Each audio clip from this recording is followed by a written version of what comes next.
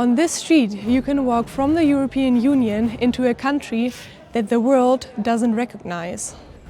There are only very few places like this on Earth. Places that claim to be independent countries, but are not widely recognized by the international community. We are walking on an island that is located in the Eastern Mediterranean Sea, and it looks like a holiday's paradise, but since more than 50 years, it is divided by a frozen conflict. The Turkish in Cyprus, no good. Bomb Oh, really? explodes there and we left. Bizi burada azınlık görür. Biz de bilmek ne yapacağımızı. This is the last divided capital in Europe. Welcome to Cyprus. I was curious about Cyprus for such a long time. It is basically just an island and it is part of the European Union, yet it is divided. We are currently in Nicosia, the capital of Cyprus, and it is not only Cyprus that is divided, but also its capital. But before we go to the fence to have a closer look of what the division of the northern and the southern side of Cyprus looks like, let me first explain to you why Cyprus and its capital are divided.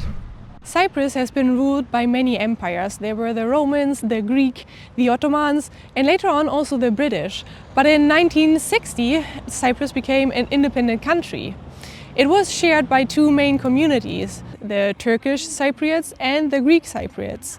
And then in 1974, a coup that was backed by Greece tried to unite the island of Cyprus with Greece. At that time, Turkey sent Turkish troops here to Cyprus. They said they would protect the Turkish Cypriots. And ever since that moment, the island of Cyprus is divided into the internationally recognized Republic of Cyprus, that is located in the south of the island, and the northern part of Cyprus, which is occupied by the Turkish. Both sides are divided by a UN buffer zone that is known as the Green Zone. We will talk about that buffer zone later on once we get closer to the border and can actually see that zone. Right now, I am standing in front of the Monument of Freedom. And it's a monument that was built in 1973 to remind of the past and the entire conflict here in Cyprus. They said they will unveil the monument once Turkish troops have been fully removed from Cyprus. Right now, the Turkish side of Cyprus makes up about 40% of the island. Let's now get into the city center because I'm very curious to hear the voices of Cyprus, to know more about how they feel about the division of their country, of their capital, and about the occupation of Turkish troops. You are from the other side, basically. Yes. And you had to move here after the Turkish? Yes. How did that work? Were you forced to leave your homes? Was there like war and everything? Bomb Oh, really? explodes there and we left. Many, half of the population. Well, this is nothing if we compare what is happening Now. in Middle East. Yeah. Why the politicians and the clergy are united and make this world as a mess, Yeah. you know? I just talked to some people and honestly it was very interesting to get their point of view, as they used to live on the northern part of Cyprus, but they had to come here after the occupation by the Turkish.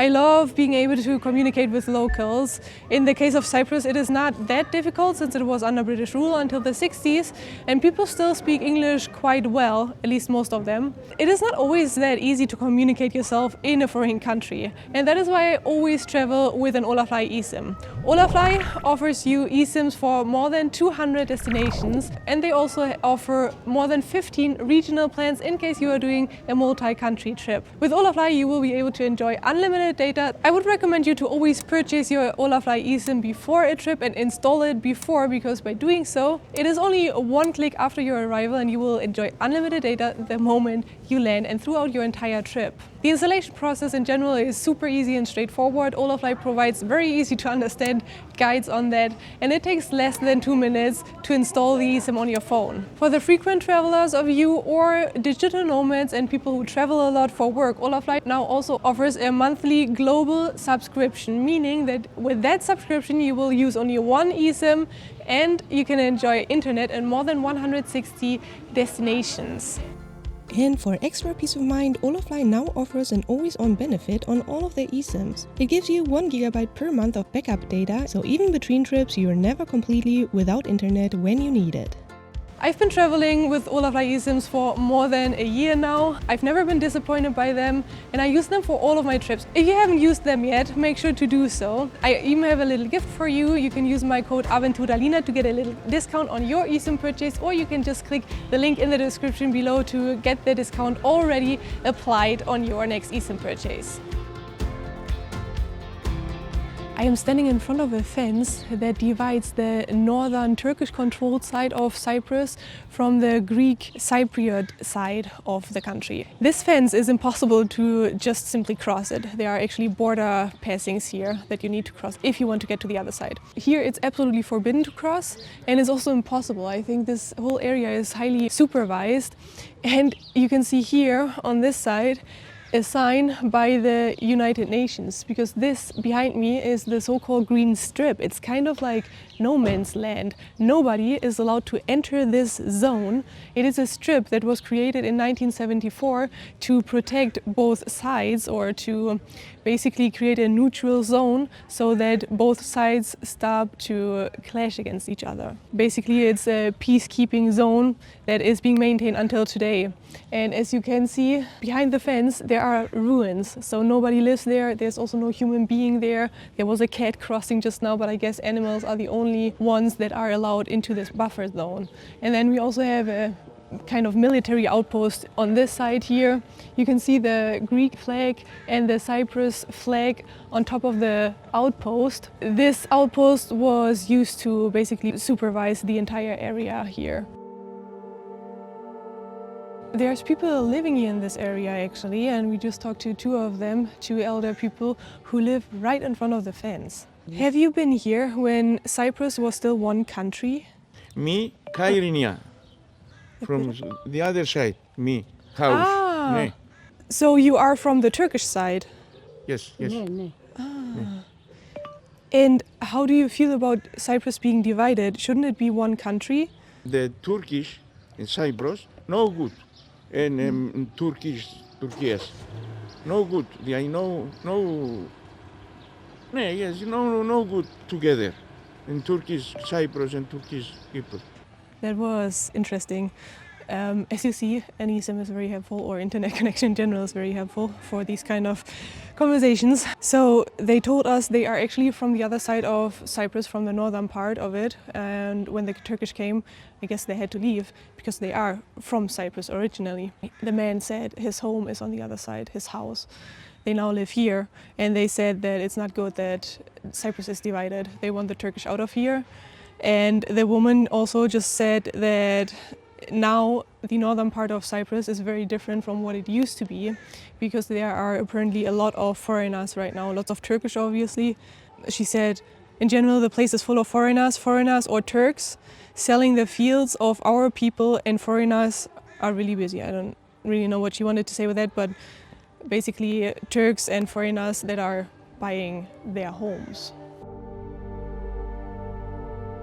It feels really strange to walk through a country and through its capital that is divided. If you take a look through the fence, we can see a few things. You can always see like the Greek and the Cyprus flag on this side, and then the Turkish flag already on the other side of the green zone. And then there are so many houses here in this area. There are ruins in the green zone, but then there are houses on this side, and also we can see houses on the other side. It's like people can see each other. They are so close to each other, and yet they are divided. And then here in this area there's also a checkpoint that is actually still active. There are soldiers in there. So there are still active checkpoints. We've seen an abandoned one before, but this one here is still active and supervised. There's a map here, which is the map of Cyprus, of the entire island, and on the Turkish side you can see like blood. So it's basically a reminder of the pain that people are living here until today. There's also another military outpost here. We weren't allowed to film there, however there was a wall with images that we were allowed to take a photo of, and that wall also reminds of the pain that people are living since, well, now 50 years, more than 50 years. Quite a lot of time, and people here don't forget about it. They want this to be solved. They want Cyprus to be one country, and especially their country. We will keep walking through the center now. It looks nice here actually, although it feels quite abandoned, to be honest. There aren't that many people here. But it's a nice center, but always with a reminder of the fence on our sides.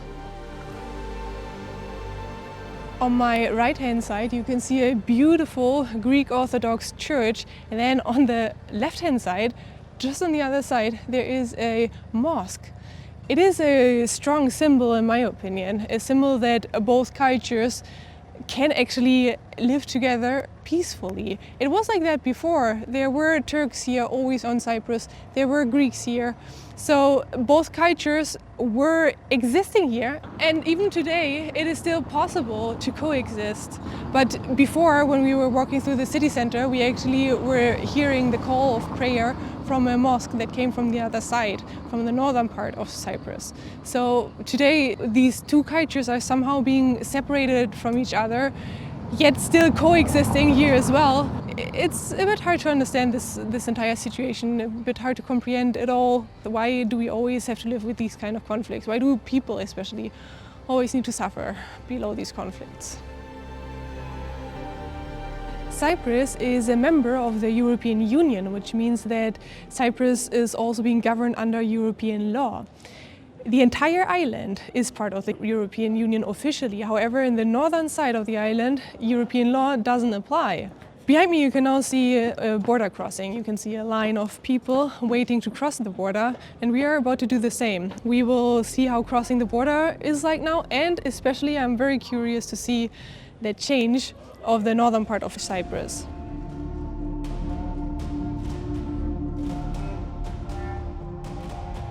Crossing was super easy and straightforward. I think the entire process took us less than 5 minutes. And we are already being welcomed with delicious Turkish sweets. So the ambience definitely changes a little bit. And yeah, we'll just keep walking a little bit through the streets here. And I also want to try to figure out how the Turkish side feels about this division and the conflict. We just entered this beautiful mosque here behind me. It is free to visit. And actually, when I saw it from far away, it reminded me of a church because of these high arches and also the windows. And actually, I just Googled it and learned that this used to be a cathedral. Originally, it has been built as a cathedral, and only in 1517 it was converted into a mosque. But the Gothic-style architecture remains. I just talked to a man. He said a lot of things, but he also said some very human things, because I asked him how he feels about the entire situation here and if he would like Cyprus to be one country again. He was born here, and he was born before Cyprus got divided, and he said that this entire conflict is created by politicians. I mean, it is definitely true, like a lot of things that happen around our planet are created by politicians, not by the people. And he says that a lot of politicians, a lot of countries have interest in Cyprus because it's a great base, a great military base. He also said that people in general want peace. People want this country to be united. He said they are all human beings, whether you live on the southern side or on the northern side. All people here on Cyprus are the same. Human beings that don't want anything else but peace. Do you feel like Cyprus should be one country? No, No? no. We just talked to a woman who had a different opinion. She said that she believes it is good the way it is, that Cyprus is divided. She didn't really want to explain why. She just said it's a long story and they've been through a lot of hardship. So I guess it is tied to the entire history somehow. She probably also experienced quite a lot. She also said that she feels 100% Turkish. She seemed to be proud to be Turkish as well. And she also said that people on the other side of the border, they are human beings. I asked her how she feels about them, and she was like, they're normal human beings like ourselves. So she believes they are equal, definitely, but somehow it should be divided, I guess, due to cultural things and due to the history. I'm very curious about the situation in Cyprus and the division of it. How you feel about the conflict and that Cyprus is divided. Would you like Cyprus to be one country again? Bizi burada azınlık görür. Biz de bilmek ne yapacağımızı. Bir 9 sene daha istemek olsun. İnşallah barış olur ama gavurda, Rum'da biraz anlayışlı olması lazım. I now got another very interesting insight because it was a completely new point of view. I think what he said connects a little bit to what the woman before didn't really want to say. She just said they went through a lot of hardship. He said, let me read this to you, because here, back in 1963, 103 villages of Turkish Cypriots, the Greeks occupied it immediately. Well, these places are still in the hands of the Greeks, our Turkish lands. I think a few things got lost in translation, but what is definitely clear is that he says that Greeks also occupied Turkish lands. Cyprus has always been shared by Turkish Cypriots and by Greek Cypriots. I mentioned that before already. And the Turkish, I believe, have always been a minority here on the island. And he now said that Greeks also occupied Turkish lands. So also the Turkish Cypriots, at some point in history, they've lost land. I think it is a very interesting message, one that I keep learning over and over again when I'm traveling and I talk to people, to human beings. There are always two sides of the story. There is no black and white in these kind of conflicts. And it's always extremely important to listen to both sides. For me, this was very interesting to hear that, well, the Turkish obviously also suffered below politics. But he also said and made it very clear that he would wish for a united Cyprus again. He would wish for people to live peacefully together again. However, he says that he has the feeling that the southern side sees the northern side as a minority, the Turkish Cypriots as a minority, and that this keeps being part of the conflict. He's a proud Turk though, that's also one thing he made very clear.